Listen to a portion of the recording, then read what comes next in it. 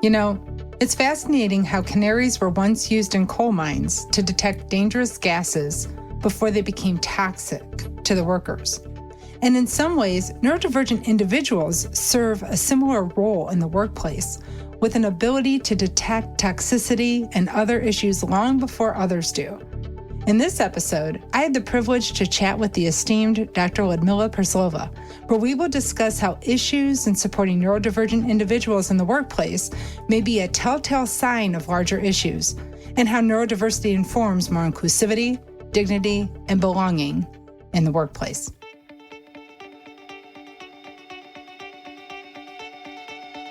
Hi, I'm Dr. Theresa Haskins, and welcome to Think Differently, the podcast that challenges the status quo and explores the power of neurodiversity to create a more inclusive and accessible world. Together, we will talk about everything from the value of different perspectives to the limitless potential of human beings. We'll explore how embracing differences can lead to endless possibilities and how you can maximize strengths to make a positive impact on the world. So sit back, relax, and join me as we get ready to think differently. Welcome, everyone. Today, we are going to take a new focus and chat from a neurodivergent perspective.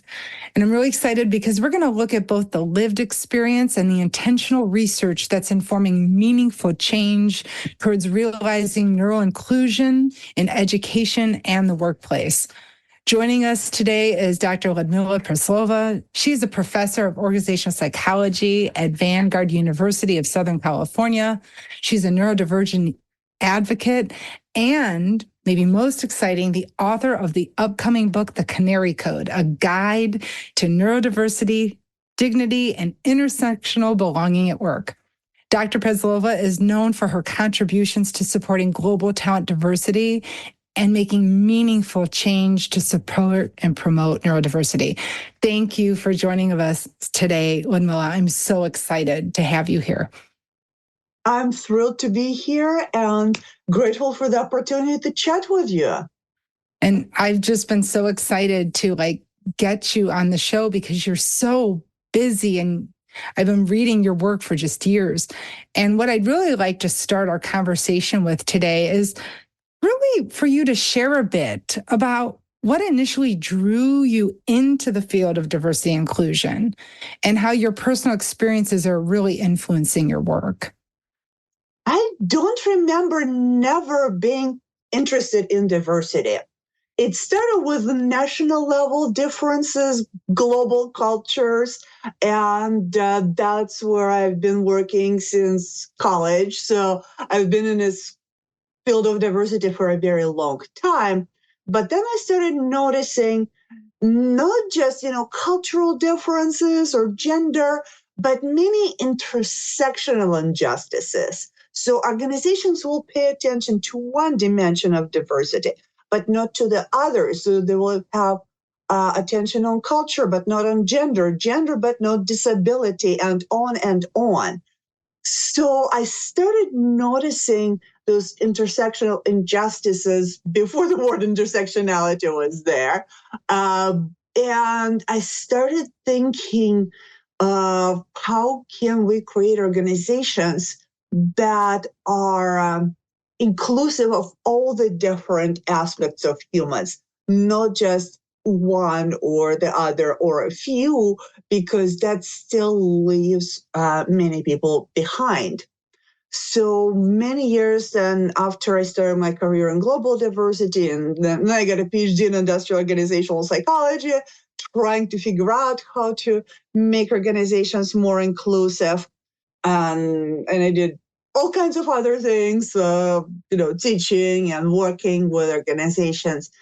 And then I realized that many adults who didn't have very much access to early diagnostics because they were born kind of before people really figured out that autistic people, ADHDers are not always little boy type presenting people, and then we kind of discover as adults that some of our little differences that have been there our entire lives are really manifestations of neurodivergence. So I discovered my own autistic characteristics, and then I did get officially diagnosed because I felt like if I want to be that engaged as I am, I really kind of just felt that this was important part. But my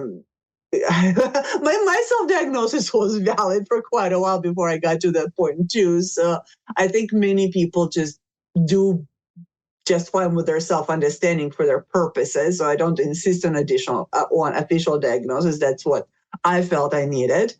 But that just gave me this final piece of intersectionality that really, in my mind, connects all the dots on inclusion.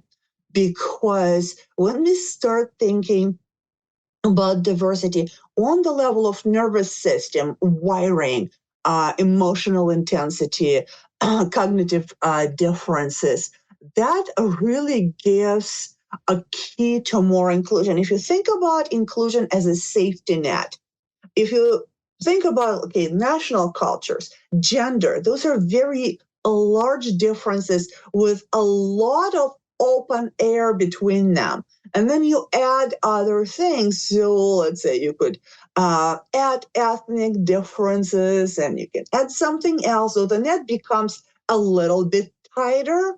But when you start thinking on individual level differences, psychological level differences, like emotion, cognition, communication needs, then you start realizing that onboarding and professional development and hiring need to be aware not just of those large differences, but the differences that are within individuals. And there really can't be one size fits all on the psychological level. We end up with a much tighter net of the overall inclusion and a much lower likelihood that anyone is going to fall through the cracks and not be welcomed in the workplace. So that really became a big part of my passion and the key to what I do.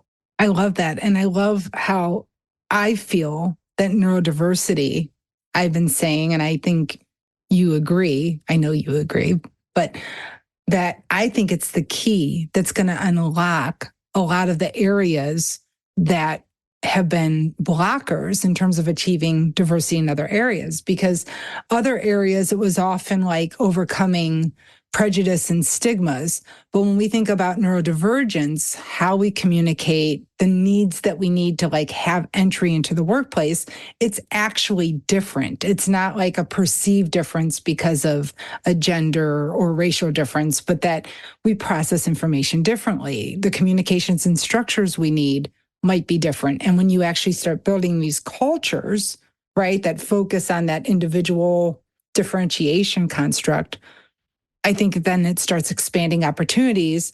And I think, and I have found that people who understand disability inclusion and neurodivergence and are good at that tend to be more diversity minded overall. Have you seen that? Yes. And when I work with leaders, very often when leaders start to understand psychological level diversity, that is when they really start acting in ways that are inclusive of all the different categories, because they start paying attention to the person and not to whatever mental model or stereotype. And we know that within those large differences, there's huge diversity within any one of those groups. And if you just look at someone as, the person of that gender or a person from that culture, it's such a lack of really paying attention to how you function. And then you almost build even more stereotypes in what you do sometimes. If you expect everyone to, behave as typical Asian or typical any other kind of idea of what you expect the person to be. But when you start looking at people uh, on the level that's not necessarily visible, but the level that really matters to people in how we think and how we process and how we react to things, it makes for a much more inclusive environment. And so that's really the Canary Code idea, that when you start paying attention to barriers that are experienced by people based on those differences, they're super real, but not always apparent, then you clean up a lot of barriers that otherwise just people trip over them and they just kind of remain unnoticed and people just get blamed for tripping over them. Now we can actually pay attention to those barriers, because no, it's your organizational communication, it's your hiring system, it's your promotion system. No, you don't need to say, yeah, those people, they're just like something is wrong with them, because there are those invisible barriers and we need to remove them. And so you touched on your upcoming book and the project's launching. I think it's going to, I know you can pre-order, but it's going to be live very soon. Mm-hmm. When you look at the Canary Code, first of all, I'd love to know what drove the title, but obviously we have a code to break. But can you tell us, like, in your book, what are we exploring? What are the principles that you're really trying to push for your readers to understand? Well, the general principle is that very often our organizations are toxic for everybody. We have huge stress levels and people are getting physically sick. And we keep saying we need to improve workplaces. And then we end up again with kind of partial measures that we're just saying, okay, well, let's take half a day off or go to a spa or something like that. That doesn't fully address the issue. We need to really try to figure out what is going on. Why is there's so much that people are now to use the word toxic. There is usually a reason people talk about this. And if you think about toxic environments, the canaries in the coal mine were actually real canaries that were taken to coal mines to determine whether the air was good enough for miners. So it's not some kind of imagery. It's the actual true history, and they've been in UK mines through 1980s. And canaries have a more intense air metabolism. So they are affected by toxins earlier than humans would be, just because of their higher intensity of breathing. Right. And then, by the way, they were given oxygen and revived. But if you think about people in the workplace, some people are more sensitive to those toxic work environments, be it overwork or the mistreatment that can be blatant in some workplaces. Some people are more sensitive to that. And neurodivergent people tend to be more sensitive. So if we create good air for those organizational canaries, organizations are going to be less toxic for everyone. And hopefully we'll have good air for everyone. I love that imagery that our neurodivergent and autistic population predominantly are the canaries, because they are often the first affected in an environment that isn't healthy. An autistic brain literally processes 40% more information than the average brain. It's very similar to how birds process air more intensely. I love that. And I love how you made the connection. And most people are familiar with that concept of the canaries in the coal mine as a sign for danger. And I think what I like about it is instead of, some people think about autism inclusion, their inability to integrate is like a problem that like they would need to be fixed, right? And you know this, and I know you and I are not for this, where people are always trying to coach and change the autistic population to better integrate. But I love how you're taking this view of their distress is actually an indicator of a bad environment that's actually impacting all the other birds and people within the organization. Canaries are not broken. Canaries are functioning exactly how they're meant to function.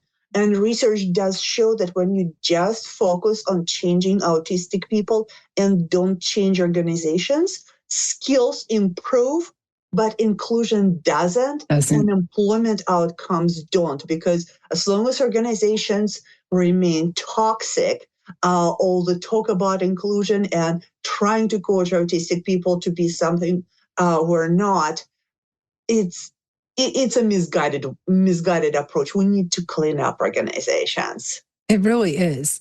And one of the things I get frustrated about with really well-intentioned programs out there is a lot of times they are designed to try to help coach the autistic person to appear less autistic, to better integrate. And it's a little forward to say it, but I have said to people, you wouldn't ask a blind person to be less blind. To ask an autistic person to modify their behavior to better fit, in essence, is not really recognizing the markers of the condition. Like how they communicate and how they process the world is different. It's them. It hurts autistic people. Yeah. Because when you try to change someone, you force someone to be someone who are not. It's extremely painful. It's torturous.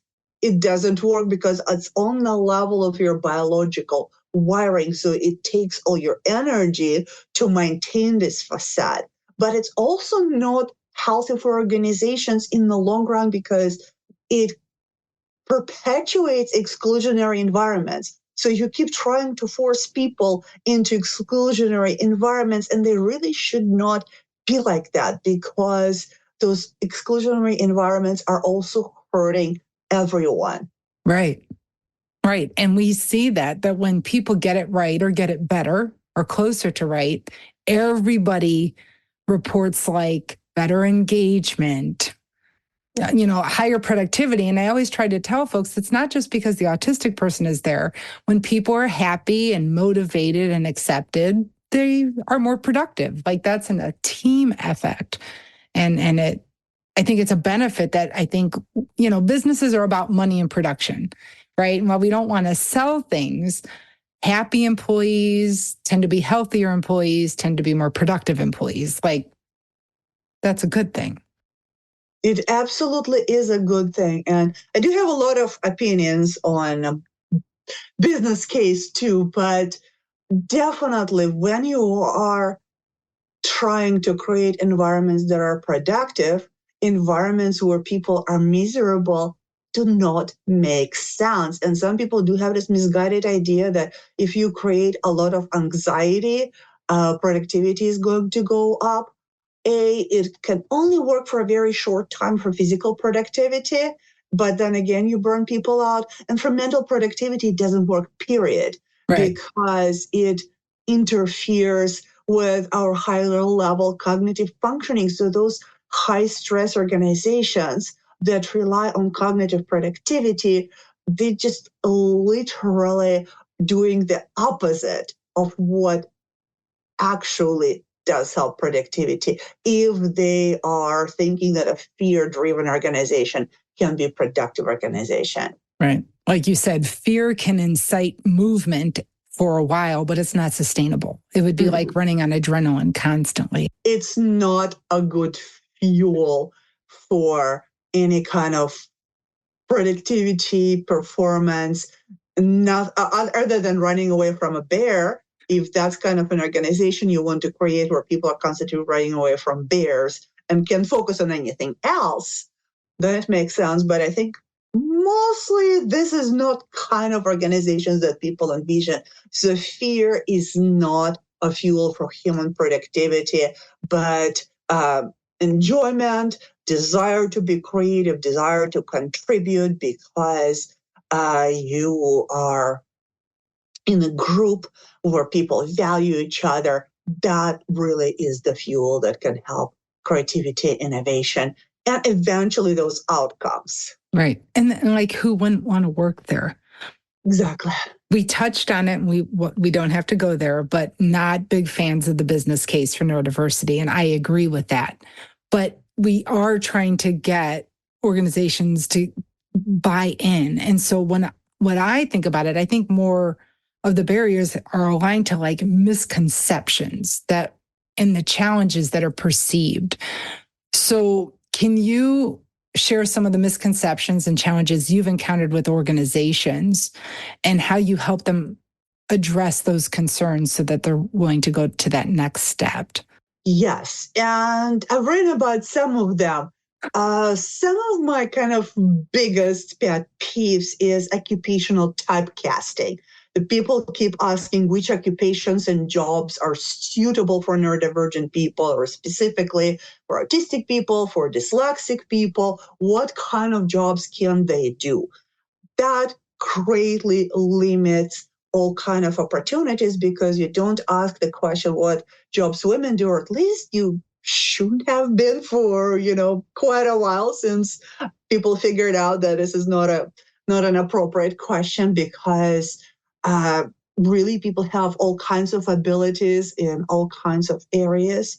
And when we try to pigeonhole people and say, okay, so we'll have this little autistic hiring program that is specifically for tech, or we'll have some other entrepreneurship development program, and we'll only bring in people who have ADHD because we've heard that helps, or dyslexia, or something else, whatever they think that fits that particular the idea that they've got, that people can be assigned to jobs based on those labels.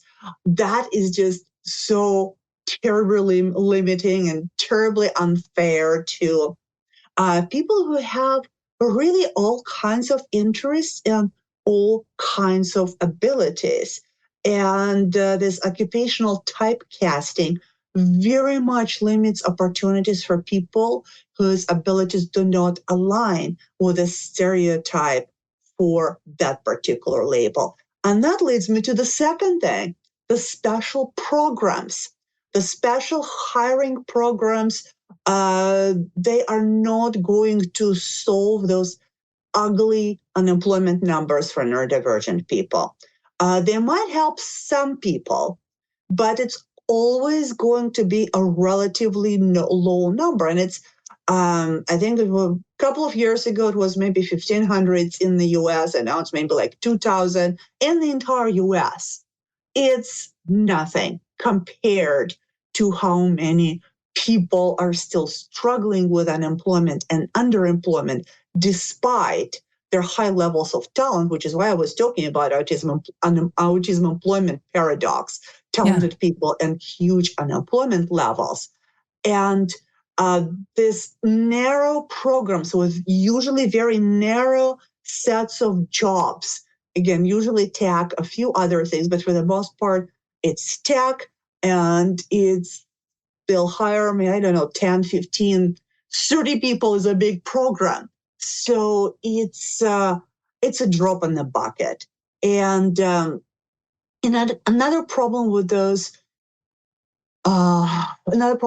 programs is often that they ignore intersectionality and intersectional needs and differences. So, for example, sometimes hiring process for those special programs is 2 or 3 weeks of unpaid work. And sometimes you have to travel somewhere to do that. Okay, think of people who can afford it. People who already come from the more affluent families are the only people who would be able to afford something like that. So obviously people who are in the most desperate need will be completely left out of those programs. And then there's just all kinds of other intersectional issues that come up with those special programs. So they're helping some people, and it's wonderful. And I'm grateful for those people who are helped. But to create a more just society and to create more just employment system, we really need to create more inclusion across organizations, across various types of jobs and industries. And we just need to create organizations that are not toxic coal mines. I agree. And it's interesting because you talked about those programs. Like you said, they serve a purpose and they are a pathway for some people. But when I think of those programs, they're upsetting to me because I think about in the US, where we are, equal employment laws. And in essence, they almost perpetuate stigma because an autistic person going through that program has to go through a week or 2 or 3 weeks of unpaid training to prove that they may be worthy to be employed. But I was talking to somebody the other day, we need to be very careful with that because today there's people that are just so grateful that, either they or a loved one is getting a chance through these programs. Mm-hmm. But there's an underlying ableist bias. It's not good because it's implying that if you're typical, you could get that same job in about an hour and a half, 3 interviews. And so I have said, and I'm saying out loud again, that is a problem waiting to happen because that's not an equal employment opportunity. And then it's not. And then the other thing that bothers me is when I think about it, that also implies that we are making the assumption that this autistic person who's it's usually big companies that have these programs, we're making an assumption you're already unemployed. That's not nice either. So, the big thing that I have talked to some of these programs, and you have, is oftentimes they're like, well, we give them training and we try to teach them soft skills. And Ludmila, I have said things before, and I said, I don't know how you think in 1 week you are going to be able to modify the behavior and the way somebody interacts who's probably had been coaching and other therapies for the first 20, 30 years of their life. Like, you will not make somebody less autistic. And that's my concern, that these programs aren't just testing, are you capable? But they often are like trying to see, like, is your level of autism going to be palatable for how we work around here? That's a lot of these programs. So I think that, like, they're well-intended, but there's some problems with it. But then we think of people, Google, NASA, where they've went to skills-based models, right? So they do hire more autistic and dyslexic individuals, but everybody getting hired for X job goes through like a skills-based assessment. They rely less on the interpersonal component. Now, I understand those tend to be science and tech jobs, but at least they're creating like a more neuro-inclusive path to employment. It's more equitable. Exactly. And that's really skills-based hiring is what I emphasize as well, because so much hiring is simply not valid. Why would you test bragging skills for someone who is going to do accounting or food prep? It doesn't make any sense, but that's the only thing interview tests, how well you can brag about yourself. It's irrelevant. When you do skills assessments, and they don't have to be long, you can do a very valid skill sampling, specifically tailored and relevant for the job in 30 minutes. You don't have to give people this huge, 3 weeks of unpaid work. You can test relevant skills. If you carefully determine the job and which skills go with it, you can give assessment in a very reasonable amount of time. And you will end up with better hiring system, period.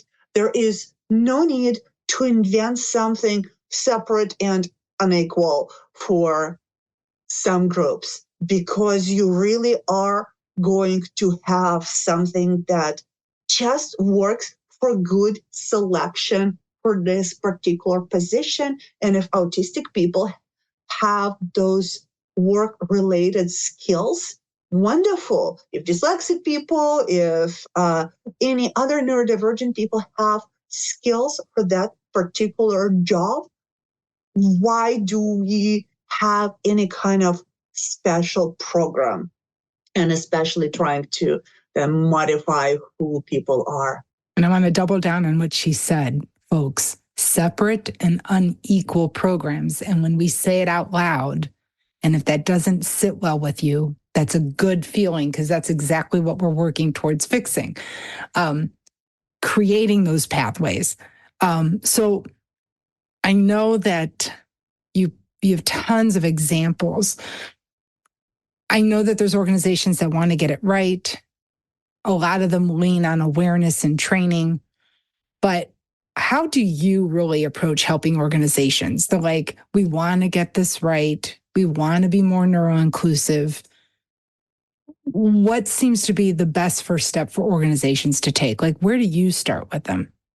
I start with assessment and understanding particular unique needs of this organization. I do not believe in a one size fits all when it comes to individuals, and I don't believe in a one size fits all when it comes to organization.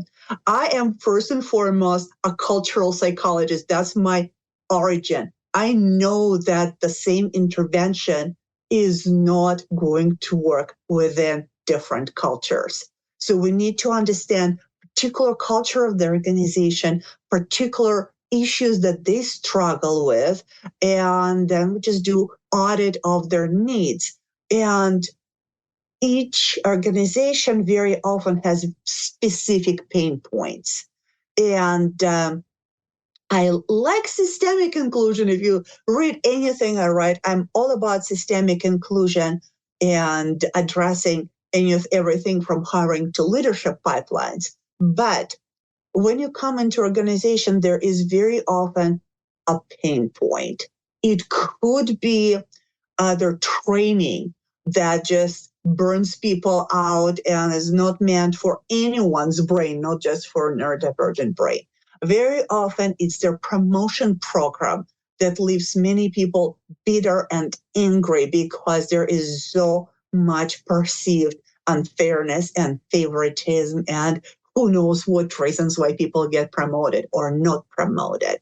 So once you address the pain point for everyone, you get so much more support across all the different people in an organization, not necessarily with just, the special diversity group, neurodivergent, or any other group, but you get a big support coalition, because people see that when we address that pain point, that particular, the source of toxicity, that's where those nasty gases are coming from, then people see that, what is happening really is for everybody. It's helping everybody. And you get so much more support that you can start fixing the entire system. And people are going to be, not everyone is going to be always enthusiastic about everything, but you're going to have a much larger support coalition than you would have otherwise.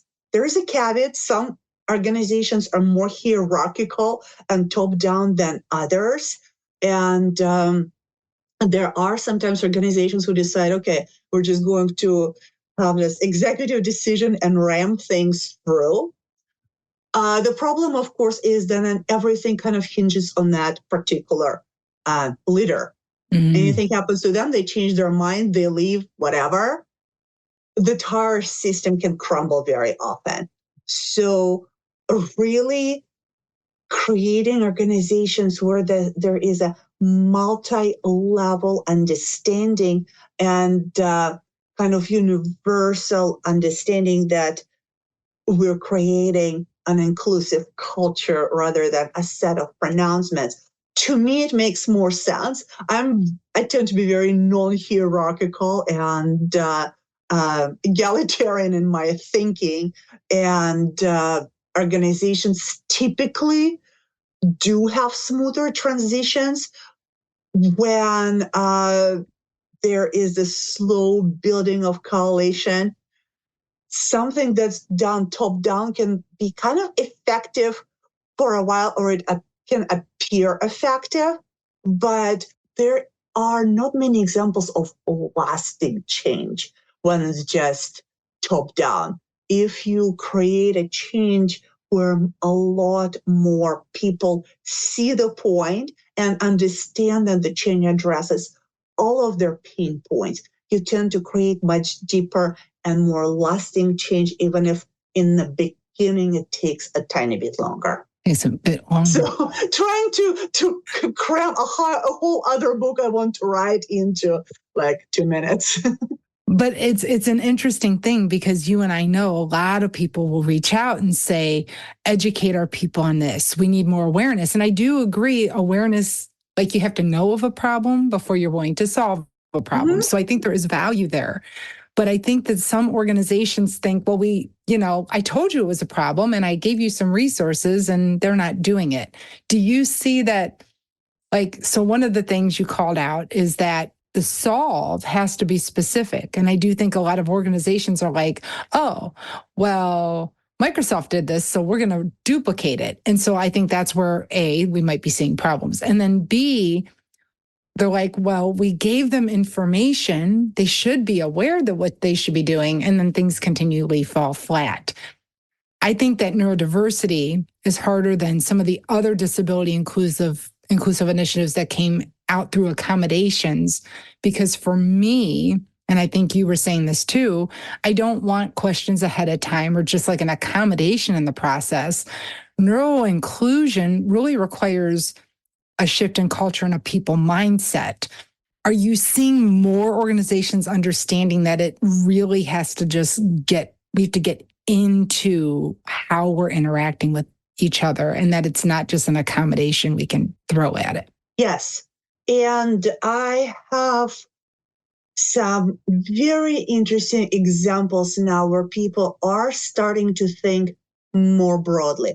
First of all, when I teach in the workplace, I do those awareness sessions. Yeah. And there are different ways to do them. So one thing I always stress with regard to disability in general and any specific type of neurodivergence, whatever the organization is interested in, is that accommodations do not equal inclusion. People can have accommodations and they can still be bullied and mistreated and seen as not promotable. So accommodations can be a necessary prerequisite for some people, but it's nowhere near sufficient for inclusion. And that, I think, helps people see, okay, so we can't just say that here's a menu of accommodations and we're done. And there are more people now who are thinking more flexibly. So depending when this podcast comes out, I did some interesting writing also on long COVID, because if you think about long COVID, in a way, there's brain fog, there's all kinds of neurological differences that occur in that condition that very much fall under the broader umbrella of neurodivergence, not like neurominority in the way that you were born, right, but the broader neurodivergence applies. And now organizations are kind of a little bit more amenable to conversation. Okay, so how do we even broaden it to all the different things that could happen to anybody? humans? Mm-hmm. Yeah. And that kind of helps to get them to see, okay, So we can't just say, okay, here's a list of accommodation for autistic people, and here's a list of accommodations for long COVID or whatever, and leave me alone. They really start thinking that systemic change and making organizations more flexible to support different kinds of people actually makes organizations more resilient because, with disability, things happen. Someone can have an accident. Someone can have a bug from sitting on the plane next to someone. And if your organization is not prepared for things that happen all the time in life, and they just pretend that those things don't exist, and they just always going to have this perfect employee that's in their mind, that's going to do X, Y, Z, never ask questions and never need anything. It's not a resilient organization because very few humans feed that idea that people have in their mind. So organizations need to flex and adapt to different levels of strength to maximize whatever it is that we can do and whatever it is that we can do well. And then someone else can do things that they can do well. And that is what is creating a strong organization, not sticking to the idea of this non-existing individual that is going to answer phones, crunch numbers, and sing karaoke at your parties. And what I love is how our conversation has literally transformed for those that are following, where we started talking about neurodiversity as the difference and the neurodivergence, and we've landed on organizations. You say you need talent, you want to survive, you want to stay competitive, you want to stay flexible. And Dr. Praslova has really just brought us on the gamut that if you start really thinking about truly integrating a healthy organization, we achieve inclusion, but they achieve stability. They get the talent they're seeking. They are resilient during times of change. And with an aging population, right, we're going to see more disabilities anyway. Exactly. And why not just learn how to function in that reality, in the actual human reality that, yes, we change, we age, but that's okay. We still have a ton of experience that could be used unless your idea is that anyone who is, over 25 is past the prime, which unfortunately kind of happens in some organizations. And that would be another topic, definitely, for another day. So our time has flown together, and I think we could just talk for hours and hours. Before we conclude our time together today, are there any parting words you have for those listening that are like, I really want to do this? And she just said, I have to really be mindful on my own needs. What do you want to say to our guests? Where should they start? How can they contact you? I'm very easy to find on LinkedIn. If you just Google my name, my LinkedIn is probably going to come up. If you search for me on LinkedIn, it's going to come up. And that's the main version of social media I use. There's a lot of my writings are there. So it's kind of the easiest place to find me. But then, you can find me from my university website, and my book website is almost done. So hopefully it will be up very soon. And there are so many different things we can do. Depending on who we are, it might be different. It could be supporting your coworkers in daily interactions and reminding everyone, did we make this meeting accessible? Did everyone have a time for their input? Would some people want to send their thoughts after the meeting if you didn't speak up? Just basic everyday things that could support change. And then other people might have leverage where they could change organizational policies. Really, any kind of change making matters. I talk about it in the last chapter of my book, any form of change making can lead to significant difference, even if you think I'm just the person with a modest title. And then even how we go about our daily life, including our self-care, including our mindful disclosure of who we are, and how we show our authenticity to the world. Literally anything that aligns with who you are in life. I never tell people just force you to do something that you're completely uncomfortable with. If you don't want to disclose everything about yourself, you may not be ready. But if you do want to disclose, you might be able to communicate to others that, okay, there are examples of people in very successful careers that actually have struggled or are struggling with the same thing that I'm dealing with. So responsible disclosure. I'm very disclosed, obviously, about my autistic identity because it's a huge part of what I do. But it's a very individual decision. We all need to figure out what works for us. So kind of like organizations, figure out what works for your organization. The same thing for us. People don't have to turn into you. People don't have to turn into me. They can find their own way to make a difference. And again, everything counts and everything matters. Someone wants to be a YouTuber, someone likes TikTok, someone just likes helping people in their workplace. And I think really every type of action is valuable because the need is still great. The levels of unemployment are still great. So any positive message we can send in the world counts. Because every single step matters. So, yes. Ludmila, I can't thank you enough for spending time with me today. I hope that those listening feel inspired.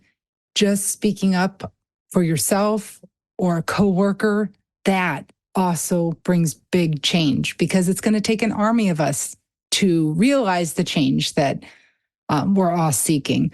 I want to thank you all for your time today, and most importantly, Dr. Praslova, for being with me. And I encourage you all to continue to think differently, and we'll talk to you next time. Oh, this has been fantastic. Thank you so much for hosting me today. Thank you for being here. Thank you for listening to this episode of Think Differently. I hope you found our discussion today insightful and thought-provoking. I want to thank Audio Work Studios for their exceptional production and recording support. Without their expertise and dedication, this podcast would not be possible.